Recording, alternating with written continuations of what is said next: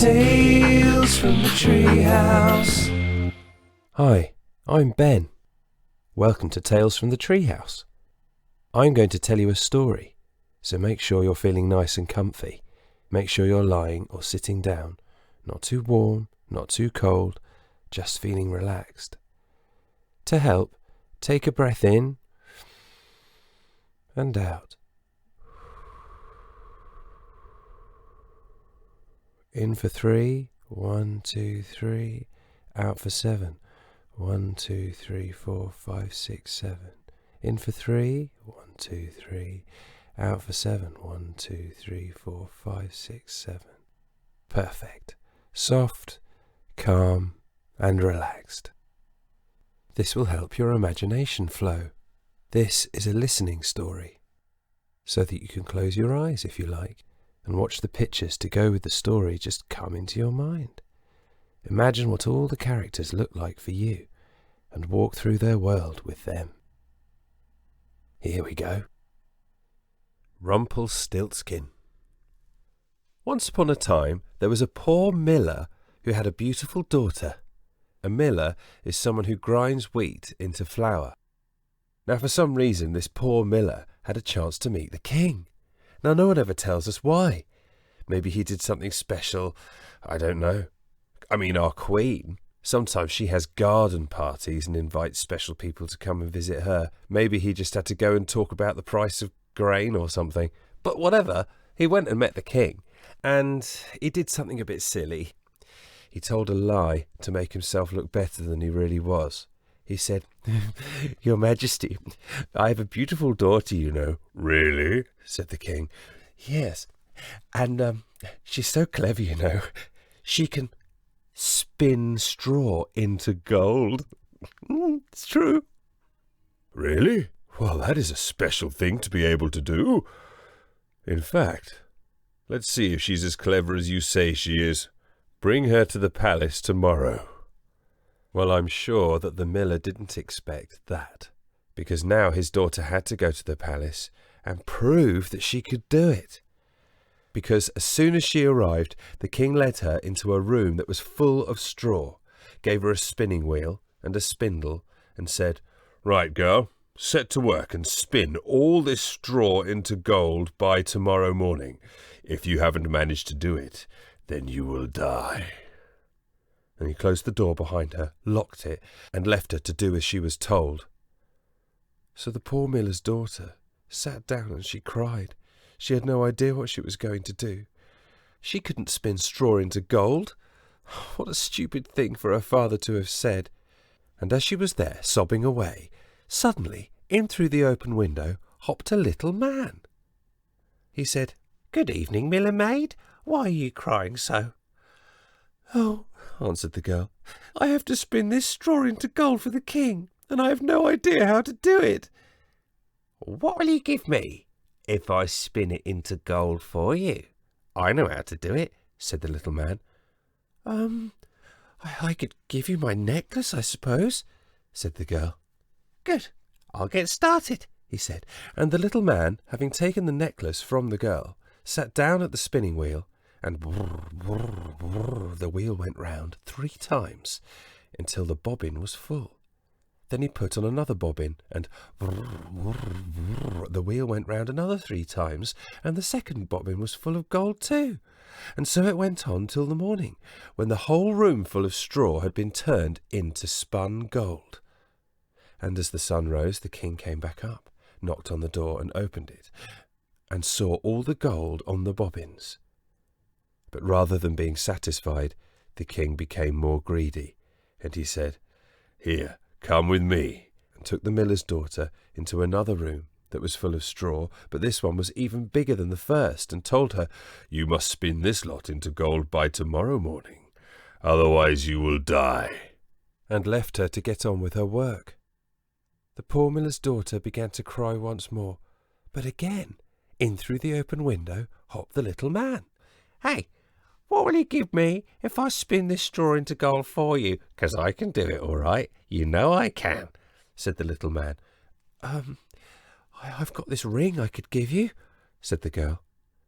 And so the little man took the ring And whirr, whirr, whirr, round went the spinning wheel once again, and again, and again, until when the sun rose he'd spun all that straw into glittering gold thread.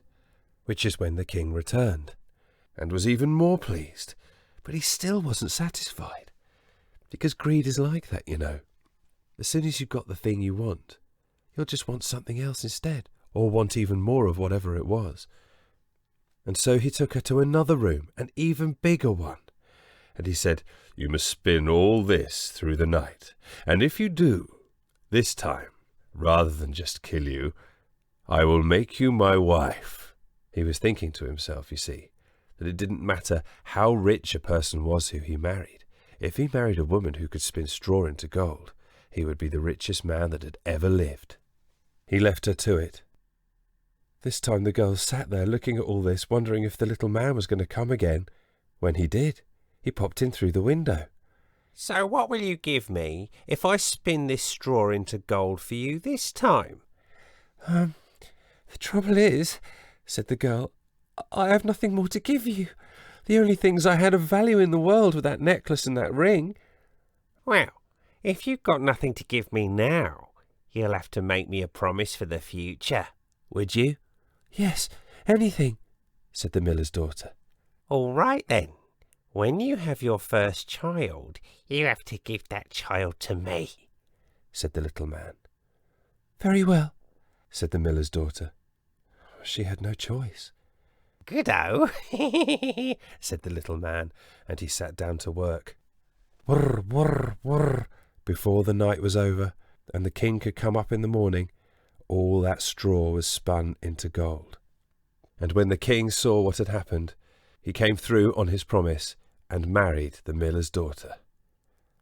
Now a year later, a son was born to her, but she'd forgotten all about the little man, until one day he suddenly stepped into her room and said, "Now, you've got to give me what you promised." The queen was so upset. She said the little man could have all the riches in the kingdom if he'd only leave her her son. but the little man said, "Oh no, I want a little boy. Yes, much better than all these rich things. A little boy, a little prince, just for me." The queen sobbed and cried, and maybe the little man did feel sorry enough for her to give her one little chance. He said, "Oh, listen. All right, I'll give you 3 days to come up with my true name. If you can guess it, then you keep the boy. Otherwise, he's mine." Now for that whole night the queen wondered what the name of this little man could be. She had no way of telling, so she decided to send a messenger out to find all the most unusual names he could. The next day the little man came back to her and said, "So then, what is my name?" So the queen looked at some of the names that the messenger had gathered for her. Casper? No. Melchior? No. Balthazar? No. And he ran off. The next day she sent off a messenger to look for even more unusual names, not just the names of the 3 kings in the Christmas story. So by the next evening she had a long list of uncommon names ready to ask the little man. Right, she said, when the little man turned up and said, "Right, what's my name then?" She said, is it Sheepshanks? No. Crookshanks? No. Spindleshanks? No. You can't guess my name. One more chance, he said, and off he went. So the 3rd day the messenger went off, tried to find out more names, but he was no nearer coming to a conclusion. In fact, he'd pretty much given up. But on his way home, he saw something interesting. He got back to the palace. "So," said the queen, "what name do you have for me today?" And the messenger said, "Well, I was all at a loss, Your Majesty, but then I was nearly back, and on the edge of the wood, I saw this funny little man. He was dancing round a fire, right, singing this weird song." "What song?" "It went like this. It went, 'Tomorrow I brew, today I bake, and then the child away I'll take. For little knows my royal dame that Rumplestiltskin is my name.'" Imagine the queen's delight at hearing the name. Because surely The little song matched her story completely. Now, it wasn't long before the little man stepped into her room. So then, Lady Queen, what is my name? Is it Nathaniel? No. Is it Humphrey? No.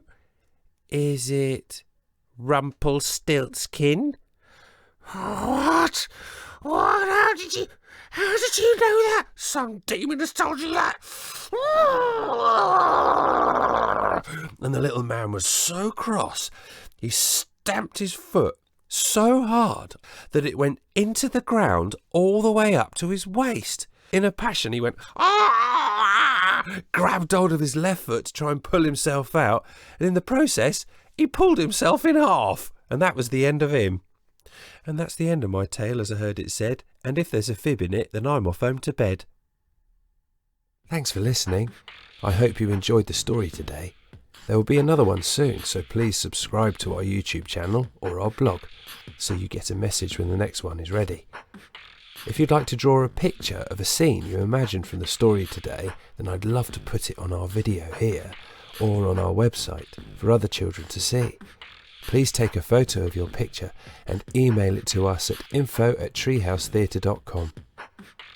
I was Ben all this time. Until next time, cheerio. Tales from the Treehouse.